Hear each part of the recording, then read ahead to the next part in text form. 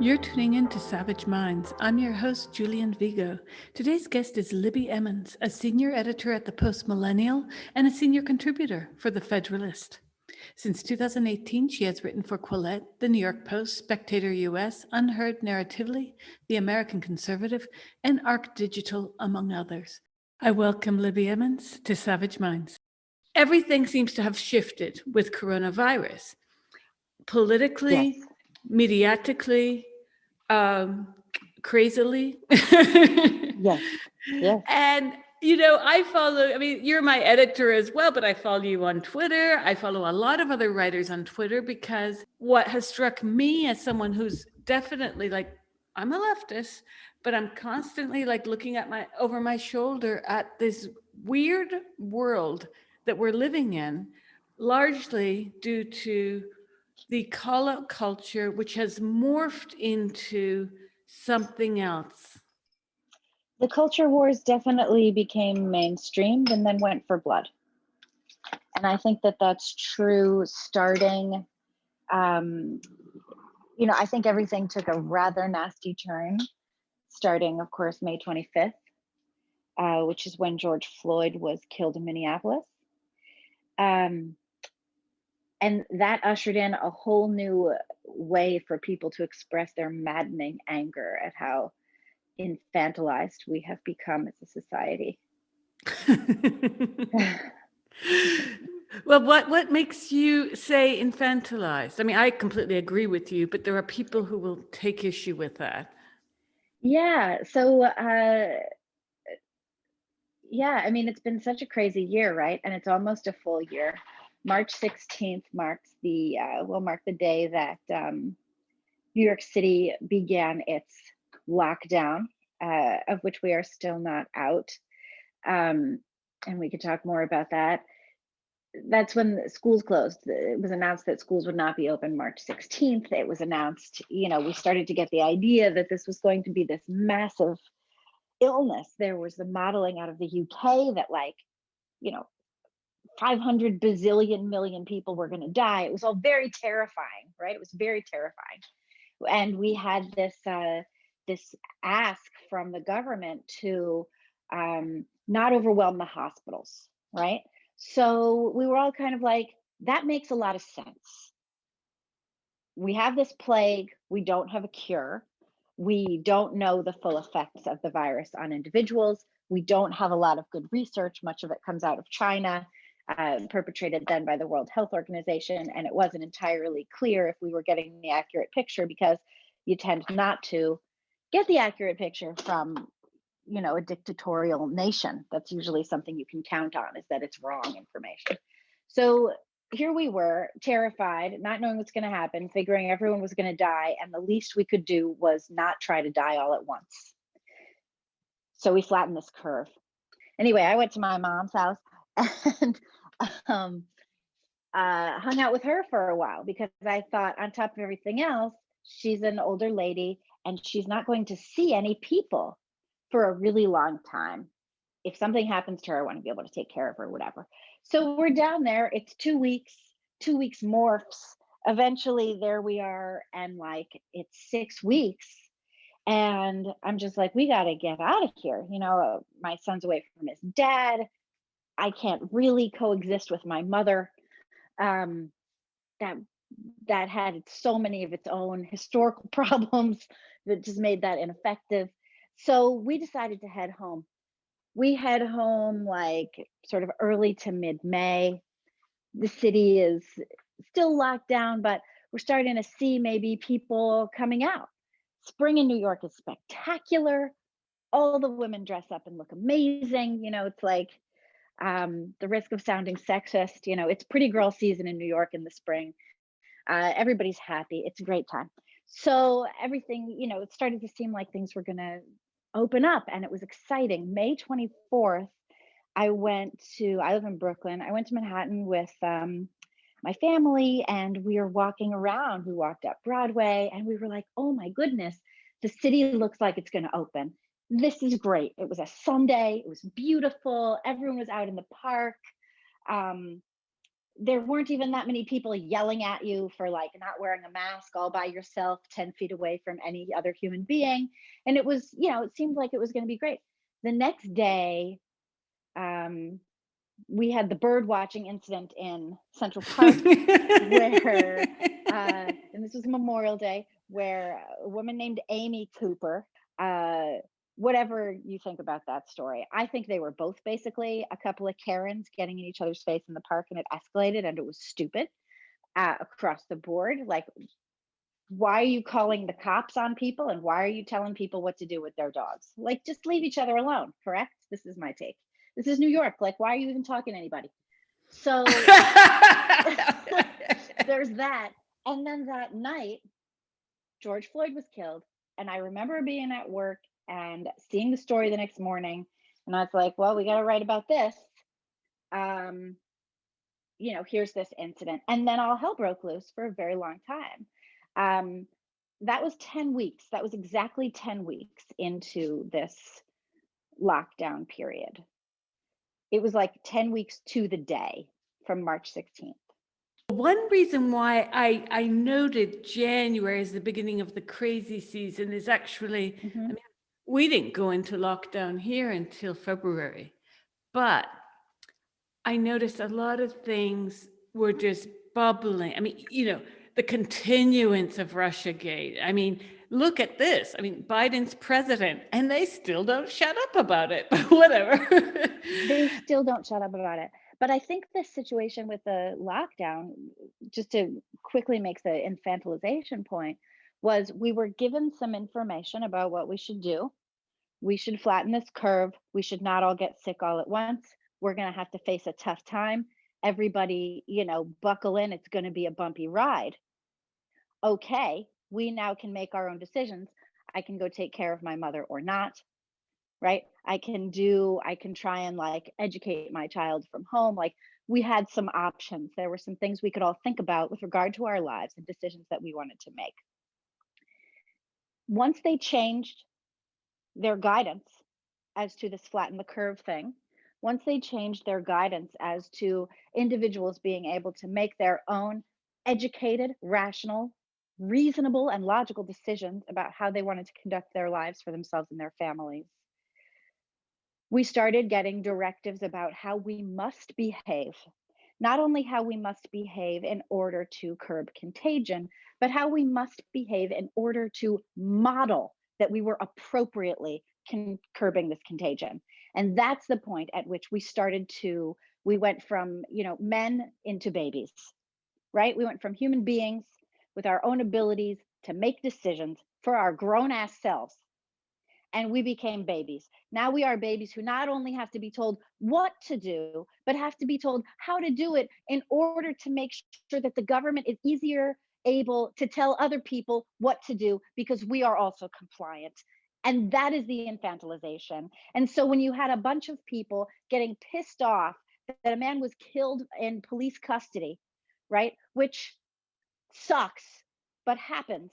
And when this kind of thing happens in the US, typically when everybody has a job and someplace to be, we all scream about it. No one said that the killing of Floyd was even remotely appropriate or acceptable, with the exception of, I think, one, mayor in Mississippi who was like, well, maybe. And you're like, well, including that this is Mississippi. This is the only thing that anybody that is saying anything against us or in favor, So at that point, all of us children who, yes, are now children, who've been locked in our homes and told what to do by, our local governments, while we hear from our local governments that the federal government really should be the ones telling us what to do.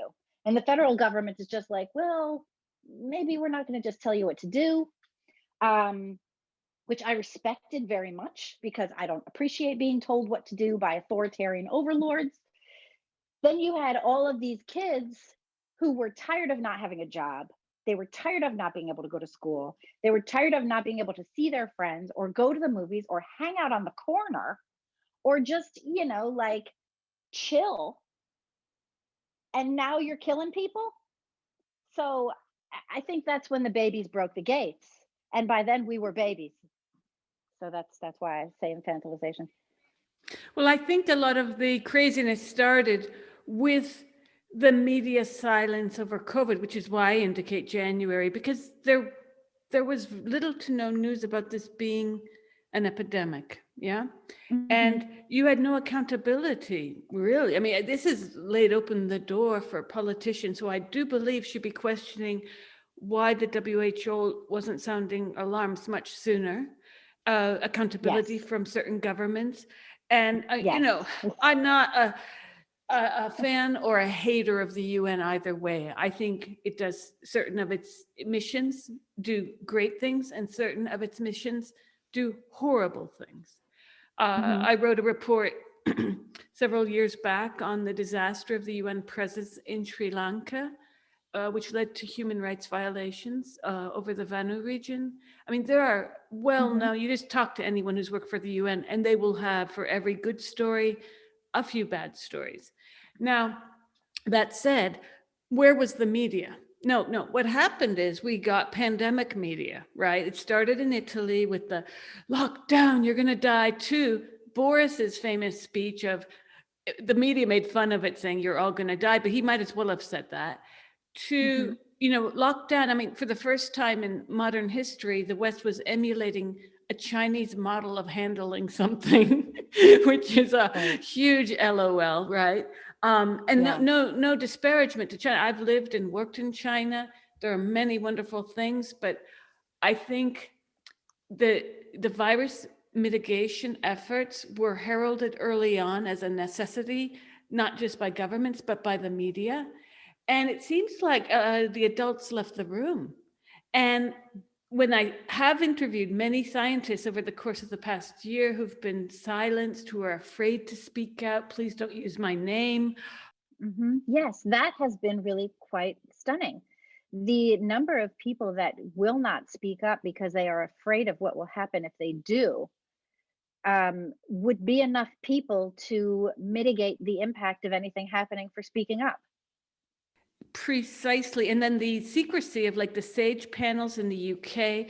And why do we have Lord Fauci, in the US? I mean, there's a lot of questions to be asked about. And don't get me wrong, I don't think Fauci is a crackpot or anything like that. But why aren't there widely assorted of political variation panels, transparency, so people can see all sides to the arguments? Because the Great Barrington Declarants, both the signers and the three originators are well, the originators of the declaration are very well established scientists, and this Mhm. cannot be overstated, because somehow, we all watch TV and so many people think it's like Starsky and Hutch or something. And it's like, oh, but if they're not on TV, they must not be good. No, there are Right. loads of TV series that never made it to the big screen for various reasons, but those are the ones that got chosen. And we know this. We've all had jobs and not had jobs, and there were similar reasons for not having or having them. I mean, the reason why Fauci is doing what he is doing is partly his profession, partly his excellent, but there's other things in the mixture. And that's what's led to a lot of what the media calls conspiracy theorists or COVID denialists. Meanwhile, people who are called COVID denialists are not denying that there's a virus. They're just very skeptical about lockdown. And paradoxically, where the media went, as the British say, tits up, was Mhm. when this became like you, I was like, oh, that sounds like a good idea to lock down, but I thought it was going to be a couple weeks. Little did I know that this was going to be the go-to, and then the Darth Vader look we've been sporting since October. Like, is no health person, like psychologists, sociologists, public health, speaking out about the mental health effects of all this? Because I can tell you, my children have been gravely affected. We have all been gravely affected, parents. And so when I watched that video last week of a man going before some political panel, he was screaming. And he was Mhm. really upset as a father, and I could hear his pain. I felt his pain, The because Virginia father before the school board. that's Yeah. it.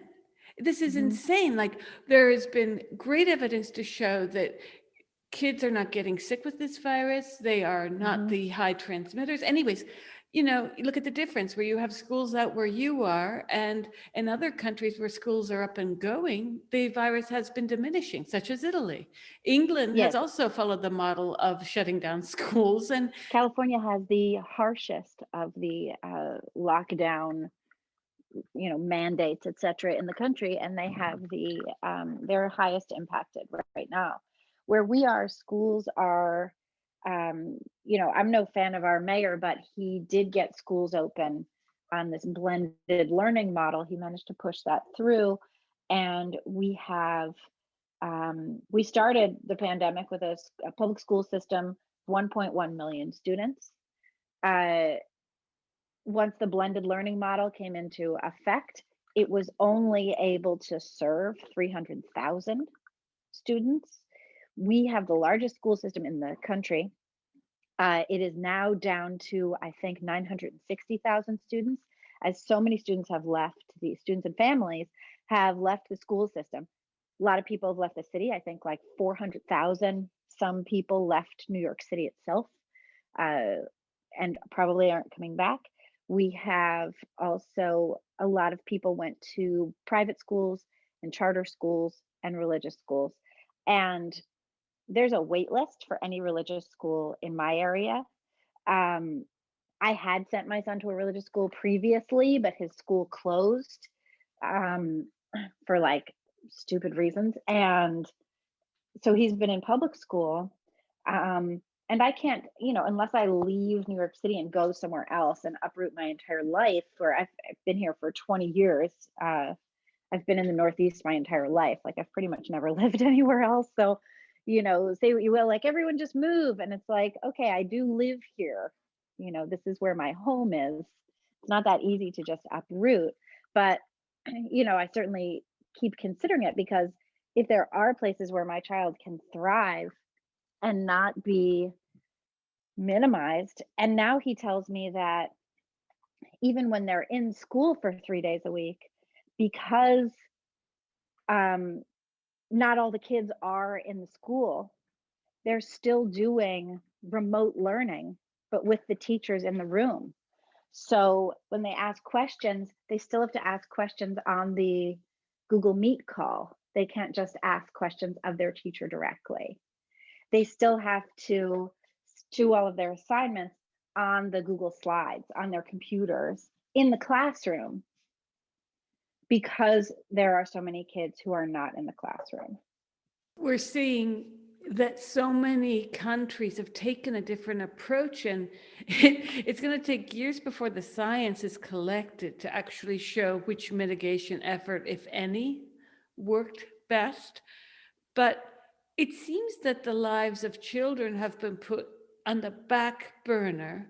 The lie, what I like to call the lie, that anyone cares about elderly. We have never seen evidence of any government in the West really caring about the elderly, but whatever. Mm-hmm. We've had to run with that lie, because I just don't believe that this is about the elderly, because in places, again, like Italy, the average age of death is 83 years old from COVID. 83. Mm-hmm. That's the average age of death, period. So Mm-hmm. one must wonder why the mitigation efforts have taken the turn, and why the media has not held responsible. Like, have you noticed anything CNN does, or BBC, that has to do with the virus? It becomes a love fest with either Dr. Fauci or, oh my God, the Chris Cuomo show, right? That Oh, was what a insane. joke. Yeah. I felt like we were being fed propaganda, basically, especially with the Chris. Yeah. And his brother, the governor. We have been fed a substantial amount of propaganda. And you mentioned Dr. Fauci. One look at Fauci's positions, for example, on schools, which is something I've been covering since the beginning, because my son is 10, is in 5th grade, and I'm pretty sure he is learning absolutely nothing at school. We have a math tutor set up. We have basically like another tutor set up. A friend of mine is actually tutoring my son in mythology, because I was like, this is something he's never going to get if I don't give it to him right now. He needs to know the Greek myths and all of these things. I think that's important for understanding the trajectory of human thought.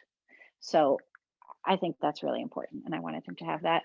But he has, a private music lesson, uh, and I do a substantial amount of like reading actual things with him.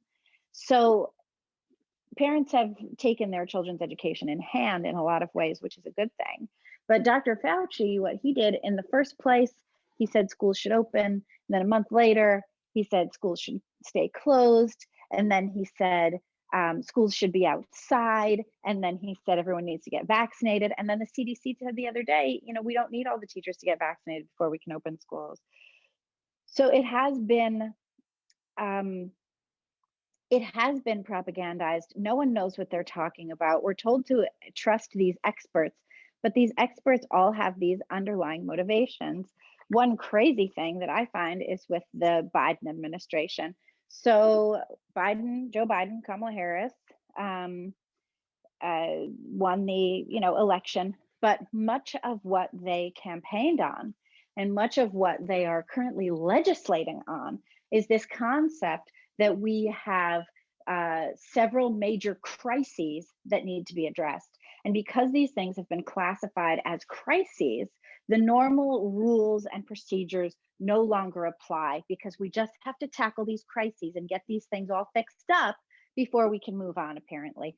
That's why we've had massive government overreach in the first, 20 days or whatever. Has it even been 20 days with Biden in office, where he's signing federal orders, completely bypassing the concept of representation and democracy by doing so, after he said in October that a bunch of executive orders would be akin to what a dictator would do. So now we have, by his own admission, dictator Biden doing exactly the same thing. And these four crises that they are touting as the reasons to do anything are the pandemic, the economy, which is tanked because of the mitigation efforts of our elected officials for the pandemic, climate change, and structural racism. So now we are being lectured about structural racism by people who have been in government for their entire adult lives, who are the establishment, who are the system, telling us that the system they have been upholding, furthering, and advocating for their entire adult lives is systemically racist and horrible. In which case, why haven't they done a goddamn thing about it before now? I'm sorry. I'm very angry about this. Well, I don't blame you. This is so I'm like no, angry. no, but this is the time of anger, I'm finding. I mean, myself, I've been working on a piece about the 6th January protest in DC, and I'm overwhelmed by emotion as I write it. I'm also conflicted because I see propaganda central all over mainstream media. Very few reporters, appallingly few reporters from anywhere have covered the reasons why people were at the Capitol. We got 4 years of Russiagate.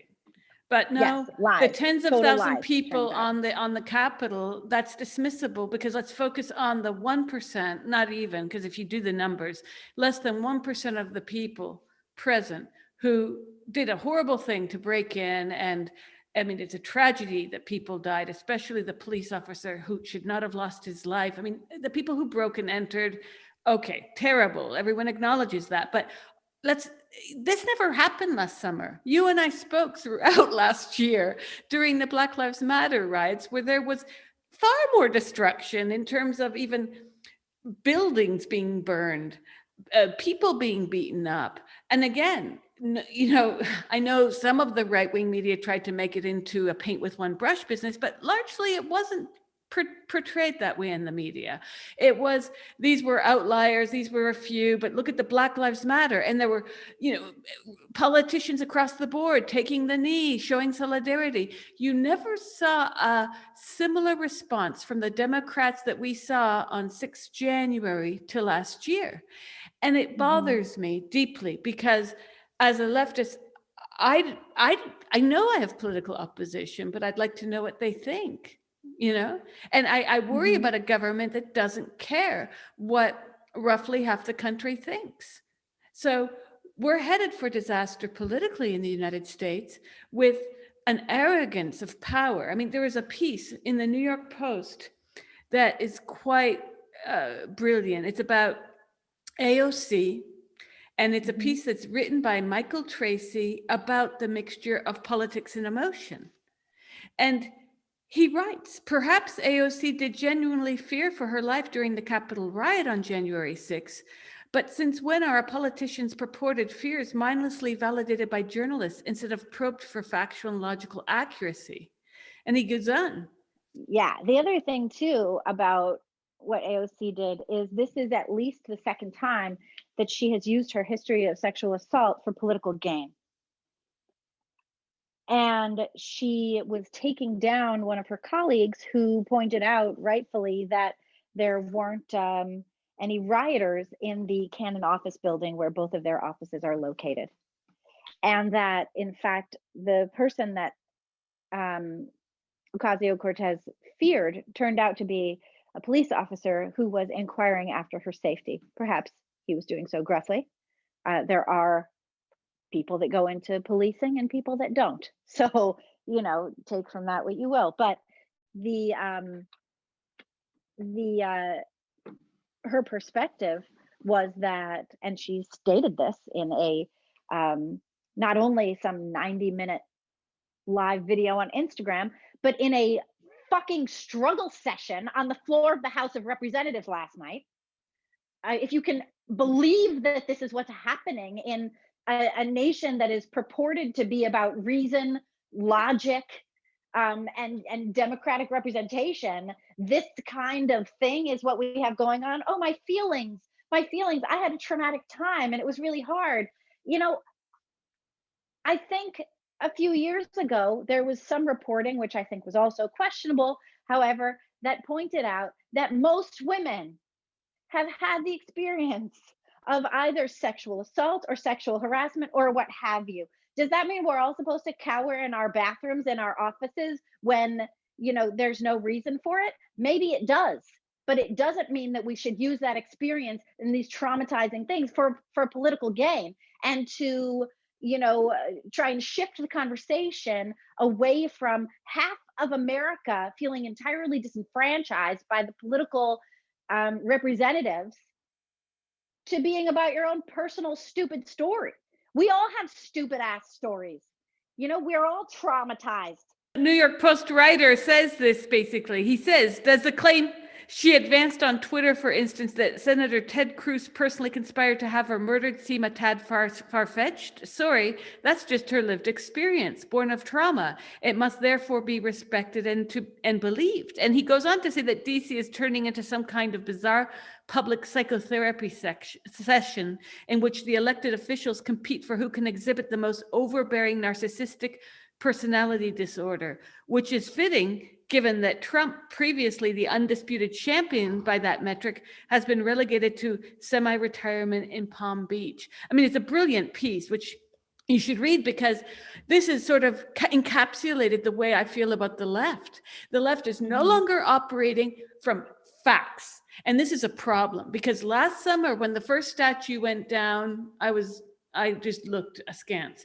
Second statue, I was like, these should be public discussions. We can't have democracy by fiat because that's not democracy. And we can't have one half of the populace making those choices, like them or hate them. It doesn't matter. The left would never have put up if Jesse Helms had gone into any of the galleries where Mapplethorpe's work was and personally tore them down. They would never have had it.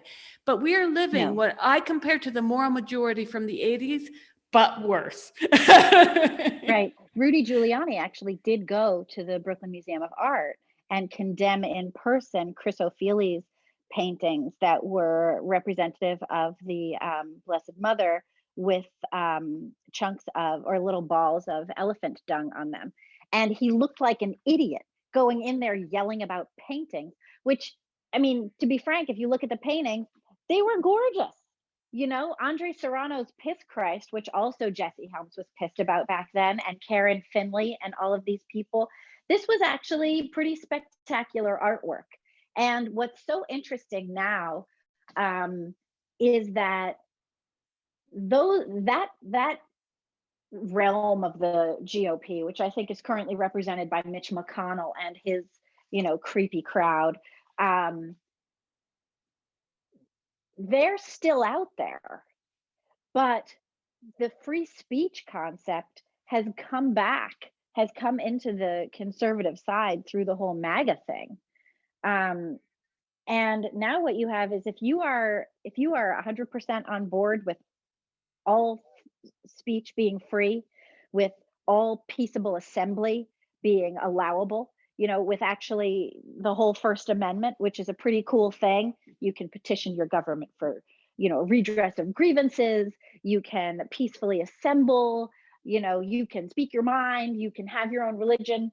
There's one more. There's 5 in there. I always forget one of them. It's always a different one too. But anyway, this is the point. This is the point of the country. James Madison knew that. Like, this was, Thomas Jefferson, these guys that are now, you're not allowed to talk about them because they were racist. And apparently, you can never attribute a good idea if somebody had a couple of really bad ones. So without upholding the Bill of Rights, without upholding our constitutional rights, there is no point to having this country. It's just another stupid country if we don't have that stuff. That's the only thing that makes this a country that, is relevant and matters and is actually forward thinking in terms of the human project. That's it. Without that, why ever leave Britain? Why not just be another Commonwealth like all the others? You're listening to Savage Minds, and we hope you're enjoying the show. I'd like to extend a huge thanks to Sam Gent, who helped set up the sound system for our show. Please consider signing up for yoga classes with Sam at samgentyoga.co.uk. Also, please consider subscribing to our show. We depend on listeners and readers just like you. Now, back to our show. Certainly, we've seen the partisanship adhering even more tightly to its political lines this past year. And I find that deeply disturbing. I actually hated Fox News after 9/11, and I found myself grasping for it during the elections because they seem to have the more sane coverage of the US elections. And I mean, what has gone on where Fox News has become the adult in the room? Yeah, exactly. And they barely are. I mean, they keep going back on what they say too. Oh, of course. Of course. It's not like they're to be emulated, but it's shocking to me when I see CNN and look what happened yesterday on Twitter. I don't know if you followed the ACLU statement on. Yes, I'm thinking of writing about that. Okay, well, this is insane. The idea that kids, girls in high schools and middle schools should be competing against boys who self-ID as girls, which is silly because they're boys, and how this isn't, on the one hand, creating a traumatic transition of the body for these children, which has been now recently documented this week. We have now proof that from the Tavistock in London that the use of hormone blockers on kids has devastating physical effects. This came out from the very clinic that has seen an exodus of 40 plus professionals recently. And that's one thing. So the mention is, okay, kids transitioning, we won't even question that. And girls having their entire hopes and dreams for not just scholarships, although that's something in the US, especially where tuition isn't cheap, but where they have their hopes and dreams crushed by boys who are going through puberty. And the ACLU comes out with batshit hokum about alleged science. It's not science. And the attorney for the ACLU who puts that out, Shay Strangio, is herself she identifies as transgender. I guess a woman in a suit is a man. Well, if you had seen me in New York City in the late 80s and throughout the 90s, that's what I wore. Sure. Yeah, this concept that we are our packaging is quite anathema to the entire civil rights and feminist movements. Where do we go from here then? I mean, in terms of our jobs as journalists, we're covering these subjects. We're covering far more subjects, in fact. Mhm. And it's very hard often to place pieces. Like, I can't pitch on most topics nowadays to the left media unless it's repeating some kind of mantra, which I find depressing. And I find it alarming that the left is not even conscious of this enough to make changes. They hear the pushback, but I'm not seeing any publications on the left actually moving on that. I mean, have you seen it? No, I haven't. And I think that this has to do with um, a feeling. Uh, I think that this has to do with the narrative control that has come into play on the left, particularly in recent decades. Because what started as a political correctness in the late 80s and early 90s, where there are the appropriate ways to say things and the inappropriate ways to say things, has morphed into every aspect of discourse. So things just kept getting added to that. Now, the PC thing, um, I was in high school at the time when that really hit in my life, right? Like that's sort of when that was early 90s. And there was this, you'd hear people say, if you're racist, I just can't talk to you, right? And certainly at the time, that seemed even a little bit reasonable. If someone is dumb enough to be a racist in the 1990s in, the middle of metropolitan Philadelphia, where I lived at the time, um, then what are you even supposed to do with this person? Right? Like you've had ample time. We've had an entire amazing civil rights movement. There's no reason to think someone is lesser than you because of their skin color. And at the time, the concept of racism was pretty clearly an individual crime, right? It was like an individual problem. So if you're a racist, that's about you and your personal treatment of people who are of a different race than you, right? So that was that idea. That kind of even made sense at the time. Um, but that morphed into every other area of discourse and conversation, so that what you had eventually is what we have now, where it's not just if you're racist, I can't talk to you. It's if you do not believe in the appropriate way on a series of about 50 dozen issues, then I can't talk to you. There's no room for conversation. There's only room to press the given narrative. And that given narrative now, I mean, let's parse it, right? There's the racism thing, which like no one thinks racism is good. So, you know, so in no particular order, there was believe all women. That was a thing. You had to go by that. There was, climate change is human caused and humans are the sinners and they need to repent by passing masses of legislation and policy changes in order to appease the gods of the weather into treating us better, apparently. Because that's entirely, the weather has never changed before prior to the Industrial Revolution.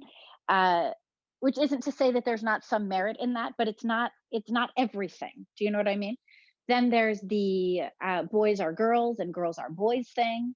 There's the, it's all based on your identity and your chosen identity, but there are only some identities that you can choose. And you have to be very careful as you pick your way through these ideological minefields to make sure that you're choosing the correct path. Otherwise, you're going to be blasted by the left, kicked out of, any sort of polite society, and attributed to being a Capitol Hill rioter.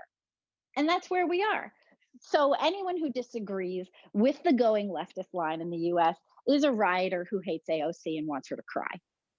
Well, the biggest worry for me is Is whereas the left, in terms of its actual mission to protect the interests of the poor, to look out through a class analysis at what is happening, that's completely gone. Mhm. And if anything, it's the right taking up this mantle, Yes, shockingly. it is. Yes. And so then what you have is you have radical feminists teaming up with conservatives on these very few issues. Um, because what's at stake is the nature of reality itself. And then the rad fems are discredited by the left because they have sided with conservatives on one issue. Rad fems are still, opposed to all the things rad fems are opposed to. Um, but because they are willing to work across the aisle with conservatives, they are demonized. It's shocking to watch these incredibly leftist women. Well, it is and it isn't. I tell you something, Libby. I've been doing the gender debate for it's going on 9 years now, and I came in it when only two people in the UK were writing about it, Julie Burchill and Suzanne Moore. And there had been another journalist who had written a piece years before who then apologized and sort of stepped away from that. Mhm. And it was funny because the journalist who stepped away from it later on came back to, get in on the debate, which I think was great. But she makes her bread and butter from the right wing media, yet had no compunction about calling out women as right wing everything, Nazis, Tommy Robinson moniker wearers. I mean, Mm. you saw it all.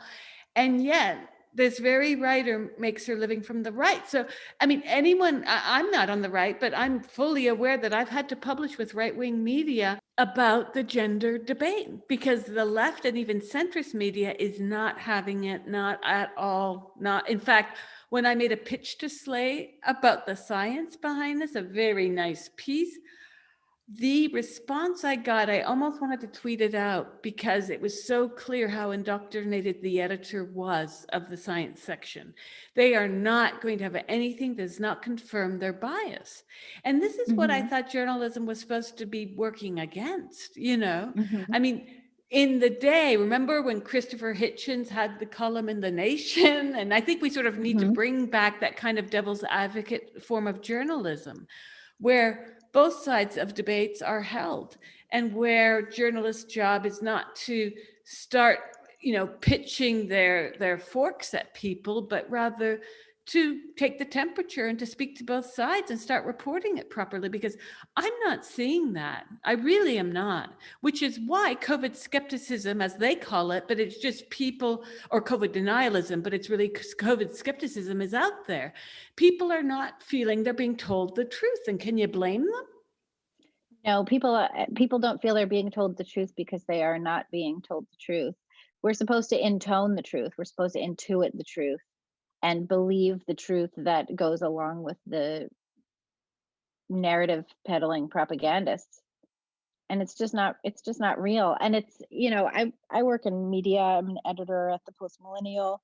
I write for the Federalist. I'm a senior contributor there. And there's it's interesting being on the other side and seeing just how much goes into putting out a publication and what's required of that, um, because there's so many different variables, to what stories you cover and how you cover it and all of that stuff. But one thing that's true is that the people who are running these media outlets are not always thinking about how to, um, give the public the best information that they need.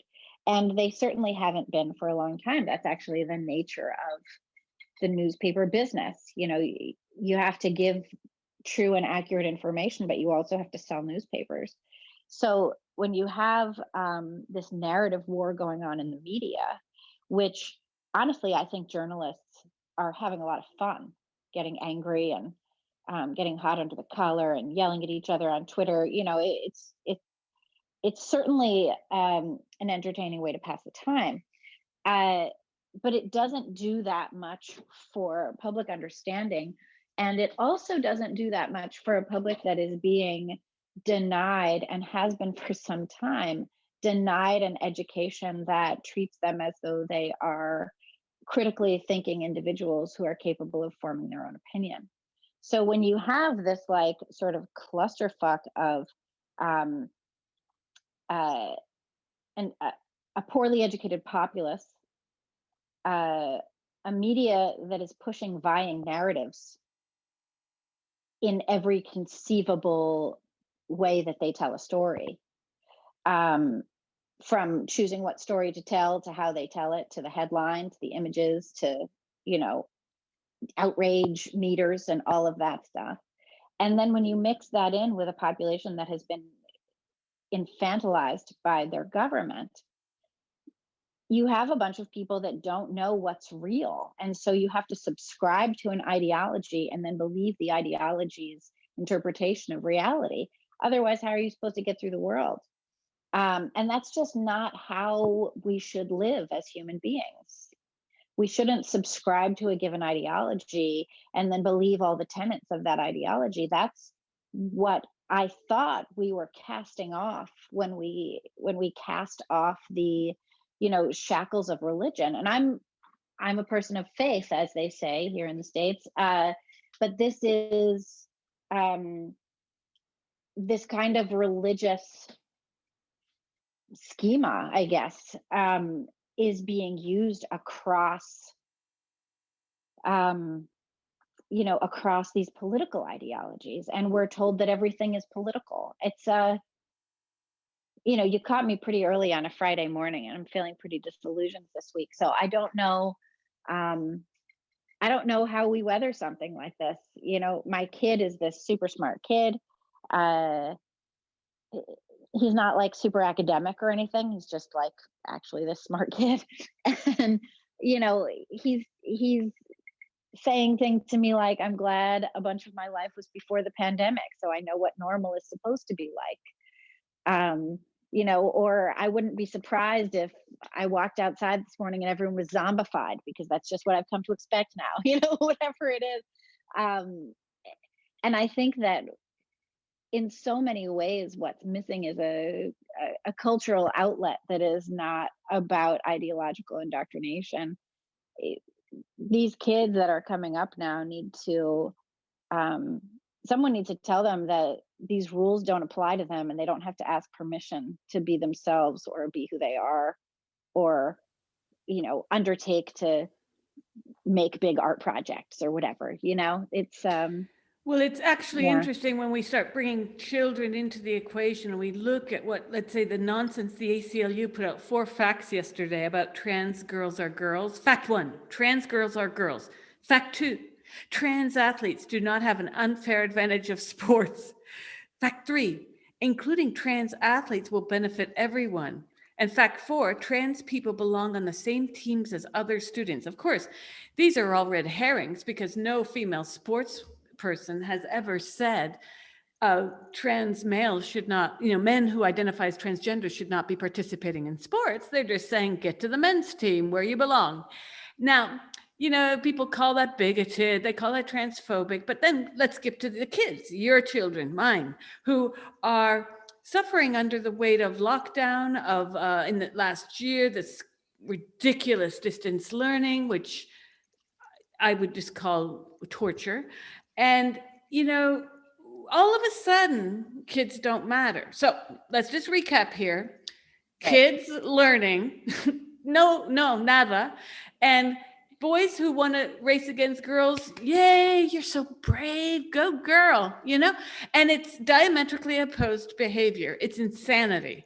And then I keep thinking back to, because the feminists have been taking, you know, issue with Michel Foucault, and I had Heather Brunskill Evans on the show. Both of us are great lovers of Foucault, and we're Mhm. like, he had nothing to do with this. You know, read Judith Butler. Her inspiration, by the way, is Hegel. She Mhm. refers to him, but the reality is that Foucault was about cracking the nut of what makes societies want to sector up the city of Paris during the plague, what makes it want to draw and quarter a man in the middle of the public square for torture. And he goes through this in all of his work. Discipline and Punish is probably the most readable of works. And so I'm thinking of all the theorists who might have foreseen what we're living today. And I think of Jean Baudrillard, who in one of his I books, love Baudrillard. Yeah, yeah, he's amazing. he talks about He's one of my Disney favorites. World. And he He says, sure does. Disney World is like this paradox of American identity. It's this world full of fakeness everywhere, and the only single real thing is the parking lot. And he goes on to say, all this created by a man who lays in negative 30 degrees centigrade awaiting to be revivified because he's cryogenized at the moment. And I just thought that that description of the United States fits not just the US in a sense, it's fitting our very reality now, where people are refusing reality. I mean, this bullshit by the ACLU is a huge slight to women's humanity. I reject anyone saying, I feel like a woman. What the hell are you saying? What does that mean? And yet you can't question that. And no media person on the left is questioning that because they're just saying brave over and over. It's the recycle. We should have like the super 8-ball, but every part of the triangle that pops up in it is brave, or you go girl, or I'm so proud of you, or brave again. And then that, and then switch to, you know, the lie we're all living, which is we're protecting the elderly because we've always loved them so much, not. And kids' education is so important. So let's give you this camera, you know? Right. We're living in the most screwed up time of my life. Yes, I agree. That is definitely the most screwed up time of our lives. I just, you know, and I'm thinking, well, how did we arrive to have politicians so inept? Like, and I also wonder with the rent strikes that some people have tried to start around the world. There was one here in Bologna, for instance, or in Paris. There were various groups of people starting up the rent strikes. The laws, however, when they first got enacted to protect people fiscally, came out for mortgage holders, not for renters. It took most countries months to get to the renters. And I follow a group on Facebook located in New York City who they are fighting the rental problem there because people will not be able to pay back months and months and months of rent. What's going to happen there with that? What is going to happen? Yeah, I don't know. It's sort of dodgy because the people don't want to pay rent, right? Because they don't have any jobs because the government took their jobs. So the government said you don't have to pay rent, but then the people who own the buildings where the rent is being paid are also saying that, you know, they need to pay their mortgages. So then the government says, okay, you don't have to pay your mortgage. So then what happens is nobody's paying back the loans. And if nobody's paying back the loans, then the banks can't use that money to lend more money. And suddenly the economy comes to a drastic standstill. So that, you know, so that's not going to be amazing. Like, you know, that's going to stifle any new entrepreneurship in real estate. Yeah, and we have like so many rental properties in New York right now. A lot of places, these luxury apartment buildings are offering they're offering like 1 month free or whatever else. And so I was looking at it,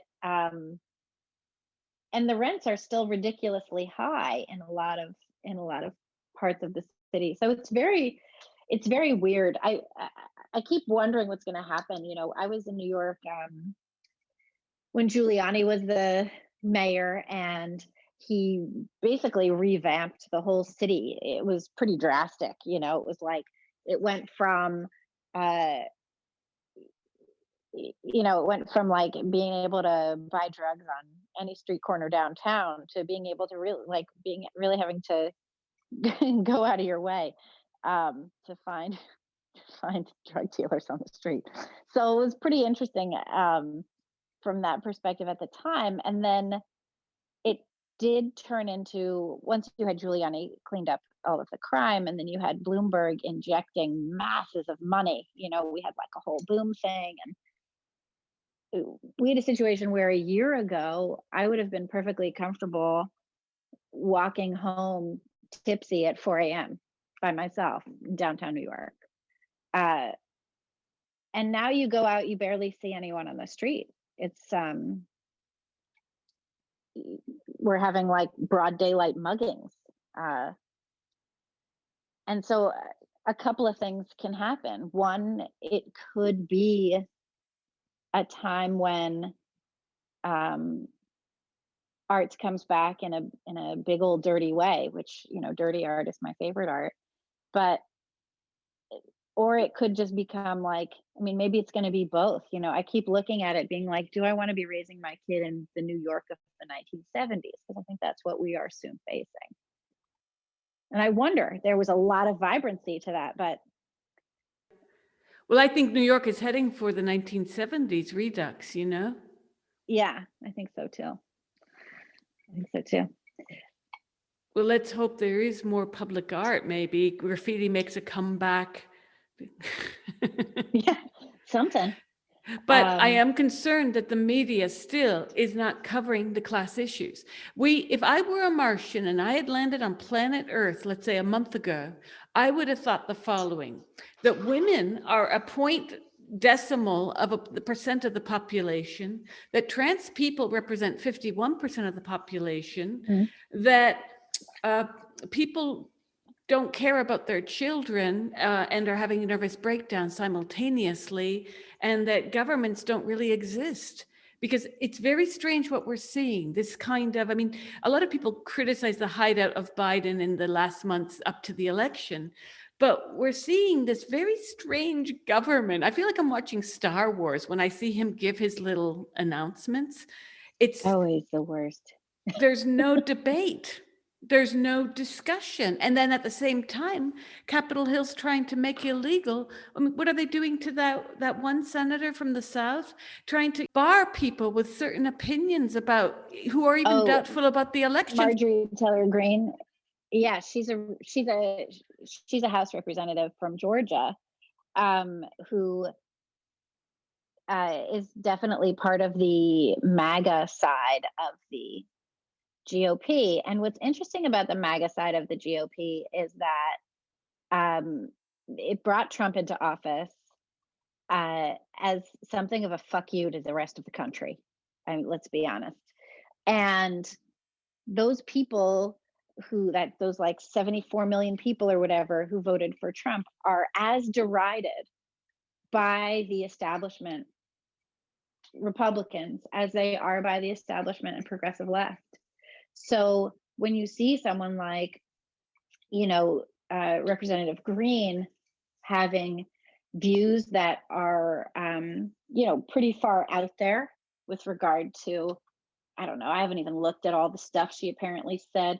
But when you have her views that are like that far out there and she's hated by so many people on the right and the left, that makes me want to hear what she has to say, not because I'm thinking I'm going to agree with it or whatever, but because I believe she and those, more so the constituents that elected her, have a right to their voice and have a right to choose their own representative. And I don't think it stands to the rest of Congress to disenfranchise Greene's constituents because they don't like what she has to say. Her constituents like her.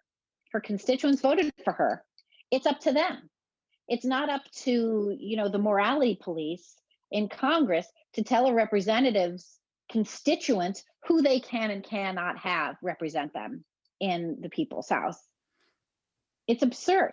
But then this is the media failing us again, because in writing about the 6th of January, we're not seeing any coverage about why those people were there. And it's all because it's put down to personal religion really has re-entered the left because it's about those people are not worthy. They are sinners. They should not be discussed. I'm talking about the tens of thousands of peaceful protesters, many of whom sent me films and photos. Yeah. Why is major media, which isn't even left, is center left, why are they not covering the peaceful voices of 6th January? I think that this question has a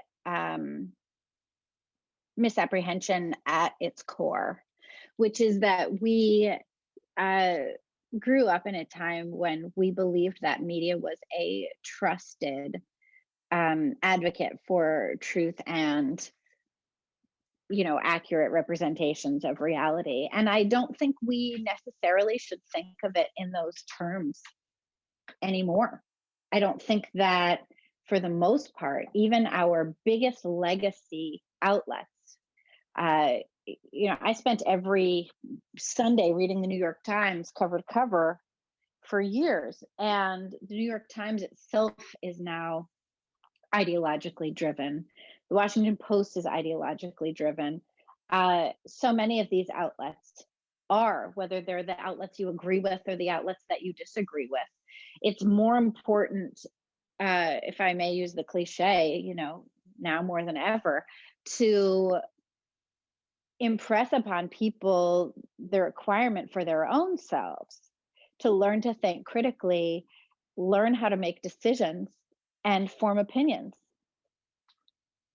By narrowing everything down to identity, we are taking away people's individuality and saying, right? I mean, it looks like an individual determination. I am this specific identity. That makes me an individual. As an individual with this specific identity, I identify with this larger group of people who also identify as I identify. Together, we have come up with an ideological perspective that, as a member of this group, I now subscribe to. And then you don't question it, right? You believe you're an individual while actually being manipulated by a groupthink that you're not even aware is happening. And it goes back to the class thing, as you mentioned, because identity has replaced class. And the reason it's done that is because a lot of people who identify with an oppressed group, right, are upper class. And they don't want to deal with the class issues. They want to keep their tenureships. They want to keep their, editorships. They want to keep their book deals and still be oppressed. And the only way that you can do that is with an identity group, structure. You can't do that and actually, you're not oppressed if you're getting like book deals and Netflix shows and professorships. You're not oppressed. But if you say that you subscribe to the ideology of a group that is oppressed and you identify with that oppressed group, suddenly no one's asking to see your bank statement. No one's asking why you're not forking over money to make sure that other people in your oppressed group are getting, the things you purport to say that they need.